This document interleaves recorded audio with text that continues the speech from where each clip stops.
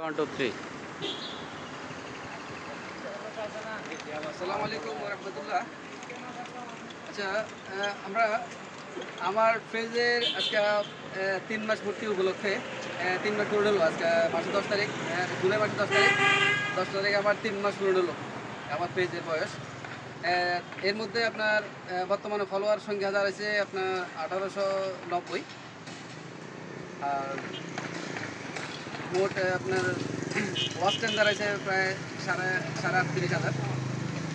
38,000 watch টাইমটা আসলে এই ফেসবুকের নিয়মের কারণে আমি কমে গেছে। সেটা হলো ফেসবুকে দেখাচ্ছে হলো 60 দিনের ওয়াচ টাইম, কিন্তু আমার পেজের বয়স হলো 90 দিন। তো প্রথম 30 দিনেরটা কাটে ফেলছে। তো প্রথম 30 দিনেরটা যদি আমাকে এটা অ্যাড করতো তাহলে আমার পেজের বর্তমানে 30 দিনের প্রায় 50,000 উপর থাকতো। তো 50,000 দেখাচ্ছে না, এখন আমার 60 দিন এটা দেখাচ্ছে, মানে 38,000 সামথিং, 38,700 বা 800 দেখাচ্ছে। এসে যাক, যেটা আছে ওদের নিয়ম যেটা আছে ওইভাবে থাকবে, ওটা সমস্যা নেই। এখন আজকে যারা নতুন পেজ চালাবেন বা ওপেন করছেন,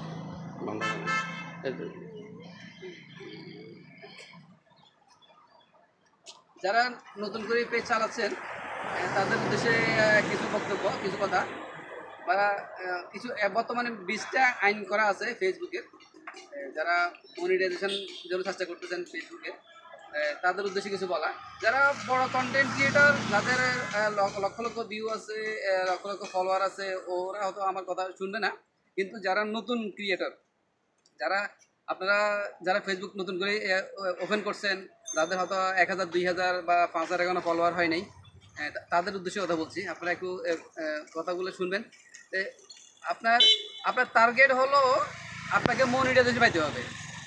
আপনার ফেসবুকে অ্যাকাউন্ট করছে, পেজ ওপেন করছেন মানে আপনার টার্গেট হতে হবে, পেজ ওপেন করা মানে টার্গেট থাকবে আপনাকে মনিটাইজেশন পাওয়া।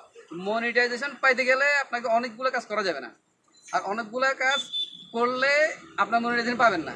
যেমন আপনি ভিডিও যদি করতেছেন, আপনার অন্য কারো থেকে চুরি করিয়া, যেমন ওকে আপনার কপি করিয়ে আনি দিলেন, আপনার মনিটাইজেশন পাবেন না। আপনার ব্যাকগ্রাউন্ড মিউজিক অনেক চাঙ্গা করে মিউজিক দিলেন, অনেক গান টান দিয়ে দিলেন, অনেক লাইক হলো, অনেক কমেন্ট হলো, কিন্তু এই লাইক কমেন্ট দিয়ে আপনার মনিটাইজেশন পাবেন না। আপনার টার্গেট তো থাকতেছে হলো মনিটাইজেশন পাইতে হবে। মনিটাইজেশন যদি আপনার না পান তাহলে আপনার তো অনেকগুলা আপনার ভিউ, অনেকগুলো ফলোয়ার, অনেকগুলো আপনার লাইক কমেন্ট, এগুলোতে কী হবে? আপনার টার্গেট থাকতে হবে যে আপনার আপনার মনিটাইজেশন পাইতে হবে। মনিটাইজেশন যদি আপনার যা যা করলে মনিটাইজেশন হবে না, ওগুলো করা যাবে না। আর যা যা করলে মনিটাইজেশন পাওয়া যাবে ওগুলো করা যাবে। যেমন আপনার ব্যাকগ্রাউন্ড মিউজিক এখন মনিটাইজেশন হওয়ার পর্যন্ত দরকার নাই। কোনো কপি করে, মানে কোথাও থেকে কপি করে আনি দেওয়ার দরকার নাই। গান বাদ্য মিউজিক এগুলো দেওয়ার দরকার নাই।